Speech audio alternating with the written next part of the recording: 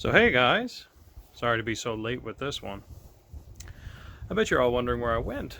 Well, funny enough, I took up a new job. I mean, in this time and age where you gotta, make sure that everybody's looked after in some way or another. And in between church and everything else, I had to find something to do. So I've decided to give my hand at being a shepherd. Now, I don't know a thing about sheep. Not really. Not real sheep. Now, don't get me wrong. I lived with them for a while. I did. I used to live in a little place called Well, not a little place called Scotland. Scotland's huge. But there was a place there called Iona, and they had lots of sheep. And whenever I was there, you had to avoid them. They were like stray cats. They were almost like people that you could, animals you could find all over the place. There were probably just as many sheep as there were people, as well as these big cows that looked like what I'm going to look like when my haircuts get really far apart and I'm going to have to figure out what to do.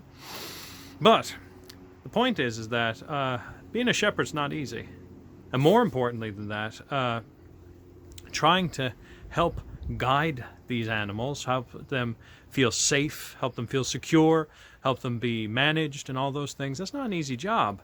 And not everybody's cut out to do it. And sometimes they compare what I do in the church to being a shepherd. But I disagree. I don't think I'm really a shepherd. We are known sometimes as a flock, sometimes when you're talking about people who are in one church together, or even the church with a capital C, the fact that the church as a whole, the whole Christian family, are a flock under one shepherd, and that's Jesus. And he used that very same idea, that idea of being a shepherd, as a turn of phrase, as a saying, as an explanation, to try and help his followers understand why he's here. Because it is through him that we find guidance, protection, and safety. So, if he's the shepherd, what am I? What are you? Because in some ways we're sheep, but not in that weird way that some people get on with nowadays. Like, you hear it said negatively, don't you? You hear somebody say, oh, stop being a sheep, stop being a follower. Well, you gotta follow something sometimes, don't you? I mean, heck, you're on Facebook, you follow things all the time. But it means don't be somebody who's easily pushed around. For us, as the flock, as the sheep, as people who hear the call of the shepherd, because when he calls, sheep come. Because we trust him. We love him, and sheep do too. When you're a shepherd, you trust the call of the one you know.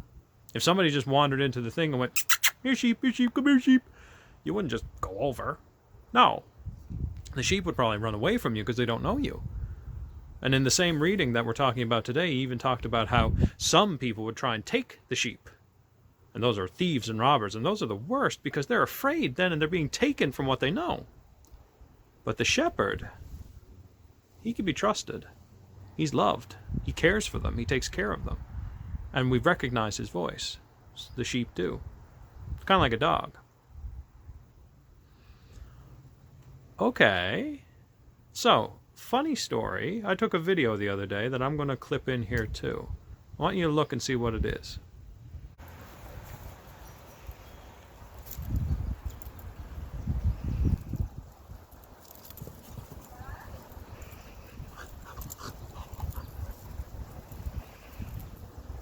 And give it a pitch.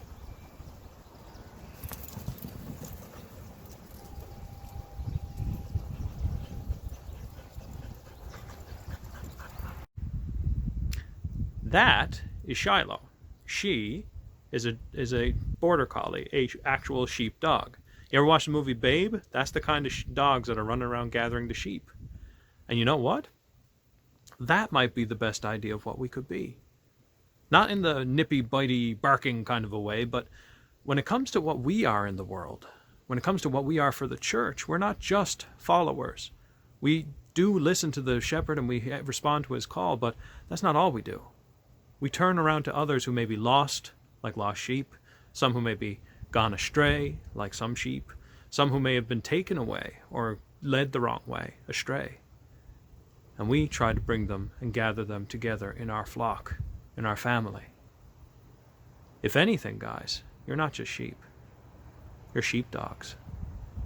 You hear the voice of the Master, you trust and love him too, but you also help him to gather everyone together. That's what you can be in the world. Not just for church, for everything. We're in a world right now that's in a lot of fuss and turmoil and stress and worry and concern, and you can be a guiding voice to help bring people together. You can be a voice that the shepherd can speak through. Do your best to bring a calming, loving presence to those who need it, because a lot of people do. And pray for me in my new job. I don't think I'm going to last very long. Sheep are really messy. Have you ever seen what they do and what you got to try and not step in? Anyway, if you see me next week, the job didn't work out.